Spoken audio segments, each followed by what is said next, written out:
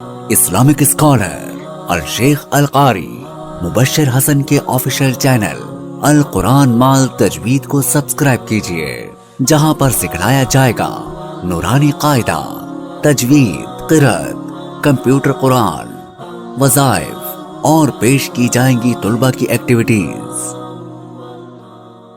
الحمد للہ والصلاة للہ اما بعد فقد قال اللہ تبارک وتعالی فی کلامہ المجید والفرقان الحمید اعوذ باللہ من الشیطان الرجیم بسم اللہ الرحمن الرحیم یا قوم ادخلوا الارض المقدسة التي كتب الله لكم ولا ترتدوا على أدباركم فتنقلبوا خاسرين۔ صدق الله العظيم۔ وقال النبي صلى الله عليه وسلم لأخرجن اليهود والنصارى من جزيرة العرب حتى لا أدع فيها إلا مسلما، رواه مسلم۔ اسلام کا سکہ ہم دنیا میں بٹھا دیں گے، اسلام کا سکہ ہم دنیا میں بٹھا دیں گے، توحید کی دنیا میں ایک دھوم مچا دیں گے۔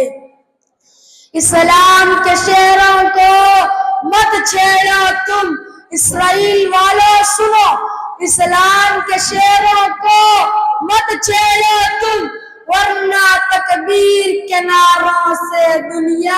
اور میرے ہم مکتب اور ہم سفر ساتھیوں، السلام علیکم۔ آج کی اس بزم سعید میں جس موضوع پر میں لغو گشائی کرنا چاہتا ہوں وہ ہے ریاست فلسطین۔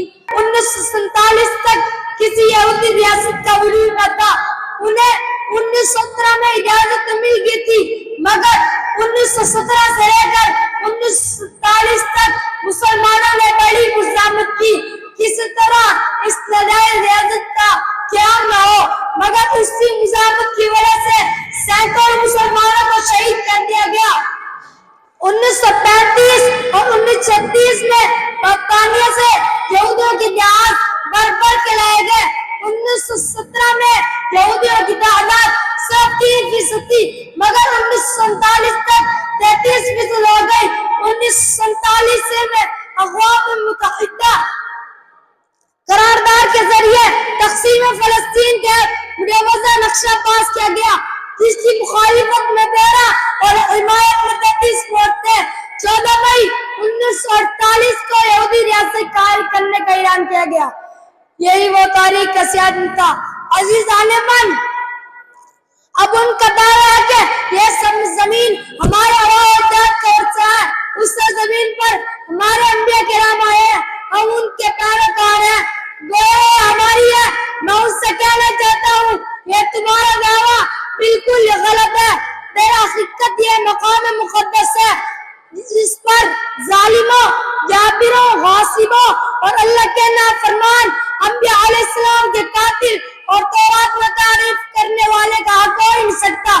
یہ تو انبیاء علیہ السلام کی میراث جو حضور صلی اللہ علیہ وسلم کے وسیلے سے مسلمانوں کو ملی، اور تاریخی حیثیت سے دیکھا جائے تو ان سے پہلے عرب موجود تھے۔ ان کو چاہیے کہ خطہ یہ ارض فلسطین آپ کے حوالے کر دے۔ اسی پر شاعر مشرق نے خوب کہا ہے خاک فلسطین پر یہودی کا اگر حق، خاک فلسطین پر یہودی کا اگر حق، تو اسپانیہ پر حق نہیں کیوں اہل عرب کا۔